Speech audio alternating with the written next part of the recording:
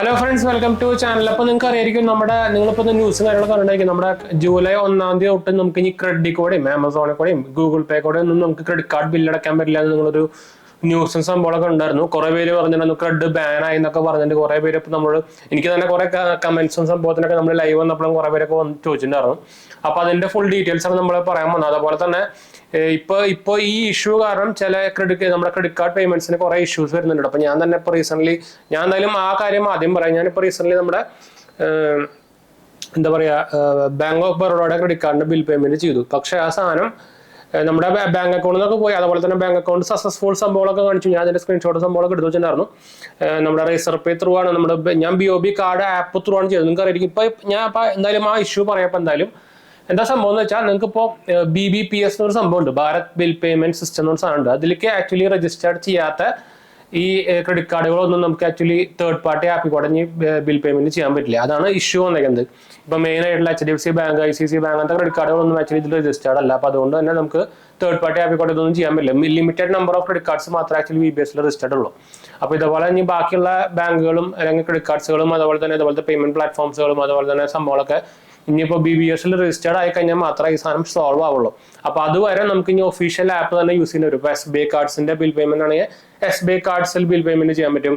അതുപോലെ തന്നെ ഇപ്പോൾ ഞാൻ പറഞ്ഞ പോലെ BOB കാർഡ്സിന്റെ ഞാൻ ആക്ച്വലി ചില സംഭവങ്ങളൊക്കെ ഒഫീഷ്യൽ ആപ്പ് ത്രൂ തന്നെ പേ ചെയ്യാറ്. ഇപ്പൊ example BOB card, SBI card ഇതൊക്കെ ഒഫീഷ്യൽ ആപ്പ് ത്രൂ തന്നെ പേ ചെയ്യാറ്. യെസ് ബാങ്കിന്റെ മാത്രം ഇപ്പൊ വേറെ കുഴപ്പമുണ്ട് ഇവിടെ എന്ന് വെച്ചാൽ നമുക്ക് yes bank, axis bank, HDFC bank അങ്ങനെയൊക്കെ ആണെങ്കിൽ നമുക്ക് ഡയറക്റ്റ് അവരുടെ ബാങ്ക് അക്കൗണ്ടിലേക്ക് മാത്രമേ പേ ചെയ്യാൻ പറ്റുള്ളൂ ആപ്പിൽ കൂടെ. അങ്ങനെ കുറച്ച് കുഴപ്പമുണ്ട്. HDFC ഇല്ല, ബാക്കി രണ്ടെണ്ണം ഉണ്ട്.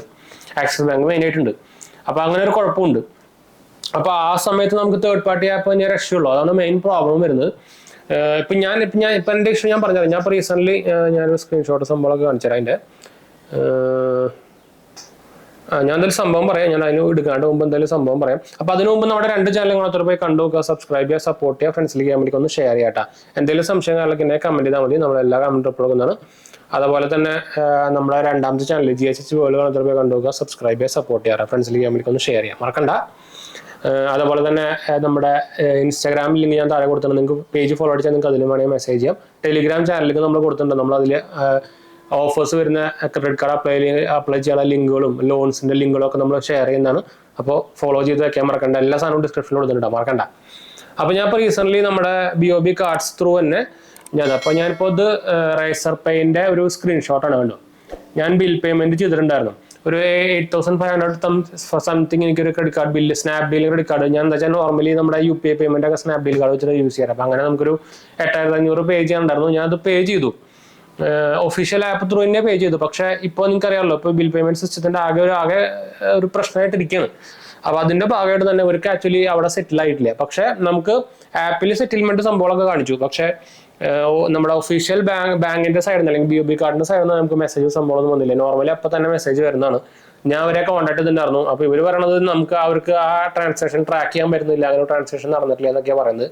ഞാൻ എന്നിട്ട് നമ്മുടെ കുറച്ചുകൂടി ഡീറ്റെയിൽസ് കൊടുത്ത് അയച്ചു. ഞാൻ ആക്ച്വലി ഈ റേസർ പേ അവരെ ആപ്പിൽ കൂടെ ചെയ്യുമ്പോൾ റേസർ പേ ത്രൂ ആണ് പേയ്മെന്റ് ഗേറ്റ് വരുന്നത്. അപ്പൊ അവരെ ഞാൻ കൊണ്ടുവന്നപ്പോൾ അവർ പറയുന്നത് ഞാനിപ്പോൾ നേരത്തെ കാണിച്ചിരുന്ന ആ മെയിലാണ് അവർ കാണിക്കുന്നത്. അത് ഓൾറെഡി സെറ്റിൽ ആയിട്ടുണ്ട്, BOB കാർഡിന് സെറ്റിൽ ആയിട്ടുണ്ട്.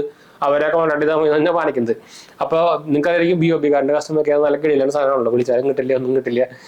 അപ്പോൾ ആദ്യത്തെ ഒരു മെയിലിന് റിപ്ലൈ വന്നു. പിന്നെ നമ്മൾ ഈ സ്ക്രീൻഷോട്ടും സംഭവങ്ങളൊക്കെ വെച്ച് അയച്ചു കൊടുത്തതിന് പിന്നെ ഒരു റിപ്ലൈ തന്നിട്ടില്ല.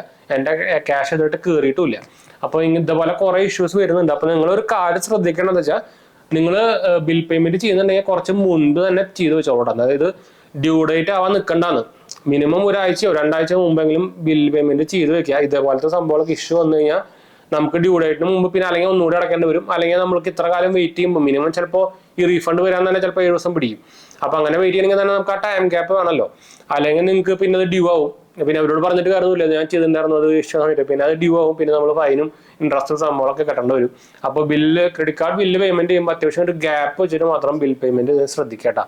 അപ്പോൾ ഞാൻ ആക്ച്വലി ഇവർ ചോദിച്ചപ്പോൾ ടോൾ ഫ്രീ നമ്പറൊക്കെ ഞാൻ വിളിച്ചു വെച്ചിട്ടുണ്ടായിരുന്നു. പക്ഷെ ഒരു രക്ഷയില്ല, ഒന്നും പറയുന്നില്ല. ഇനിയിപ്പോൾ ഒന്നുകൂടി ഒന്ന് വിളിച്ചു നോക്കണം. ഞാൻ ആ നമ്പറും വെച്ച് പിടിച്ചുകൊണ്ടിരിക്കുകയായിരുന്നു. ഒന്നാമത് നമ്മൾ വിളിച്ചാൽ കിട്ടില്ല, അതാണ് വേറെ പ്രോബ്ലം. അത് BOB കാർഡ് ആയതുകൊണ്ടാണ് ഏറ്റവും ശല്യം ചെയ്ത്. ഇപ്പോൾ MS കാർഡൊക്കെ ആണെങ്കിൽ സൂപ്പറായിട്ട് കസ്റ്റമർ സപ്പോർട്ട് കിട്ടിയാണ്. അപ്പൊ ഇതാണ് പ്രശ്നം. ഞാൻ എന്റെ 2-3 ദിവസമായി ഇപ്പോഴും സാധനം ക്രെഡിറ്റ് ആയിട്ടില്ല. ഞാൻ രണ്ട് BOB കാർഡ് ഉണ്ട്. ഒരെണ്ണത്തിന്റെ കറക്റ്റ് ആയിട്ട് അപ്പൊ തന്നെ നമുക്ക് മെസ്സേജ് കാര്യങ്ങളൊക്കെ വന്നു. രണ്ടാമത്തേനാണ് അത് ചെറിയ എമൗണ്ട് ഉള്ളത്. രണ്ടാമത്തെ ആയിരുന്നു HPCL കാർഡായിരുന്നു. അതാണെങ്കിൽ പിന്നെയും കുഴപ്പമില്ല, 2000 വല്ല പോകാൻ വിചാരിക്കാം. ഇത് പക്ഷെ പോവാൻ വഴിയൊന്നുമില്ല. എന്താ വെച്ചാൽ സാധനം സെറ്റിൽ ആയെന്ന് വെച്ചാൽ അവരുടെ പേയ്മെന്റ് ഗേറ്റ് വേ കാരണം കാണിക്കുന്നുണ്ട്. പക്ഷെ ഇവന്മാർ റിപ്ലൈ തരണ്ടേ, അതാണ് മെയിൻ പ്രോബ്ലം. നമുക്ക് 5-ാം തീയതിയാണ് ഡ്യൂ വരുന്നത്.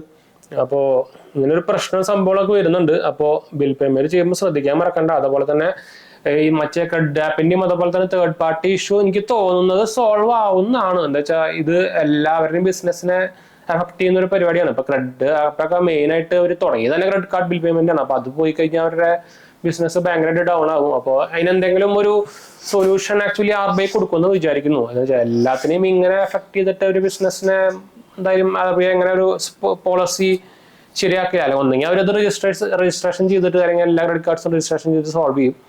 അതങ്ങനെ ചാൻസ് ഉള്ളൂ. എനിക്ക് തോന്നുന്നില്ല ഇത് എല്ലാ തേർഡ് പാർട്ടി ആപ്പുകളിൽ നിർത്തുമെന്ന് എനിക്ക് തോന്നുന്നില്ല കേട്ടോ. എന്താ വെച്ചാൽ ഒഫീഷ്യൽ ആപ്പ് എല്ലാം നല്ലതൊന്നുമല്ല. ഒന്നാമത് ഇതുപോലെ ഇടയ്ക്ക് പണി കിട്ടും. അങ്ങനെ കുറച്ച് കുഴപ്പങ്ങളൊക്കെ ഉണ്ട്. ഇപ്പോൾ ക്രെഡിറ്റ് ആപ്പൊക്കെ ആണെങ്കിൽ നമുക്ക് UPI പേയ്മെന്റാണ് ചെയ്യുന്നത്. അപ്പോൾ ഞാൻ ആക്ച്വലി RBLന്റെ പേയ്മെന്റ് അതുപോലെ തന്നെ SBI കാർഡ്സിന്റെ പേയ്മെന്റ് BOB കാർഡിന്റെ പേയ്മെന്റ് ഇതൊക്കെ ഞാൻ ഒഫീഷ്യൽ ആപ്പ് ത്രൂ അടയ്ക്കാറ്. ചിലത് ആമസോൺ ICICI കാർഡിന്റെ മാത്രം ആമസോൺ ത്രൂ അടയ്ക്കാറുണ്ട്. എന്ന് വെച്ചാൽ അവർ ടൈപ്പ് ഉണ്ടല്ലോ. അപ്പൊ അങ്ങനെ മാറി മാറിയിട്ട് അടയ്ക്കാറ്. എന്തായാലും ഇനിയിപ്പോ ഇത് ശരിയായില്ലെങ്കിൽ ഇനിയിപ്പോ ഒഫീഷ്യൽ ആപ്പ് തന്നെ രക്ഷയുള്ളൂ. പക്ഷെ ഇത് ഞാൻ നേരത്തെ പറഞ്ഞൊരു ഇഷ്യൂ ഉണ്ട്. ആക്സിസ് ബാങ്കിന്റെ ബാങ്ക് അക്കൗണ്ട് ഇല്ലാത്തവർക്ക് axis bank credit card bill axis ബാങ്കിന്റെ ആപ്പ് അടയ്ക്കാൻ പറ്റില്ല. അതുപോലെ തന്നെ യെസ് ബാങ്കിനും ആ ഇഷ്യൂ ഉണ്ട്. യെസ് ബാങ്കിന് ആ ഇഷ്യൂ ഇല്ല. യെസ് ബാങ്കിന് നമുക്ക് വേറെ സെപ്പറേറ്റ് പോർട്ടൽ ഉണ്ട്. ഈ ആക്സിസ് ആണ് മെയിൻ ഇഷ്യൂ വരുന്നത് കേട്ടോ. അപ്പൊ എന്തായാലും നമുക്ക് ഞാൻ ഇതിന്റെ അപ്ഡേഷൻ വീഡിയോ എന്തെങ്കിലും ഇപ്പൊ ഇതുവരെയായിട്ട് അതിന്റെ അപ്ഡേറ്റ് സംഭവമൊന്നും വന്നിട്ടില്ല. അപ്പൊ എന്തെങ്കിലും അപ്ഡേറ്റ് വന്നിട്ടുണ്ടെങ്കിൽ നമുക്കത് ഞാൻ ഷെയർ ചെയ്യാം. അപ്പോൾ എന്തായാലും നമുക്ക് വൈൻഡപ്പ് ചെയ്യാം. നേരത്തെ ക്രെഡിറ്റ് കാർഡ് ബില്ല് അടയ്ക്കുമ്പോൾ ഈ സാധനം സൂക്ഷിക്കാൻ മറക്കണ്ട കേട്ടോ. അപ്പോൾ നമ്മുടെ 2 ചാനലിനെ സപ്പോർട്ട് ചെയ്യാനും സബ്സ്ക്രൈബ് ചെയ്യാനും ഫ്രണ്ട്സിലേക്ക് ഒന്ന് ഷെയർ ചെയ്യാനും മറക്കണ്ട.